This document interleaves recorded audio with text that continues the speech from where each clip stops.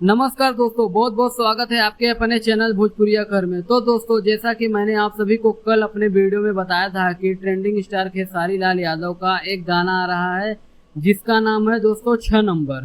तो दोस्तों, इस सॉन्ग का टीजर आज रिलीज कर दिया गया है बॉस म्यूजिक भोजपुरी पे। और दोस्तों, इस सॉन्ग का रिलीज डेट भी कंफर्म आ गया है। तो दोस्तों, इसका फुल सॉन्ग कब रिलीज होगा आइए इस वीडियो में जानते हैं। तो दोस्तों, वीडियो को शुरू करने से पहले वीडियो को लाइक करके चैनल को सब्सक्राइब करना न भूलिए। तो चलिए दोस्तों, वीडियो को शुरू करते हैं। तो दोस्तों, दबंग स्टार खेसारी लाल यादव का यह सॉन्ग 12 मार्च यानी दोस्तों कल सुबह 9:50 पर बॉस म्यूजिक भोजपुरी चैनल पे रिलीज किया जाएगा। तो दोस्तों, ये गाना एकदम बवाल होने वाला है। और दोस्तों, इस गाने को लिखे हैं विशाल भारती। और दोस्तों, इसमें म्यूजिक दिए हैं आर्या शर्मा। दोस्तों, इस गाने को डायरेक्ट किए हैं प्रेम राय। और दोस्तों, इस गाने को गाए हैं दबंग स्टार खेसारी लाल यादव। तो दोस्तों, कल सुबह आप लोग तैयार रहिए गर्दा उड़ाने के लिए।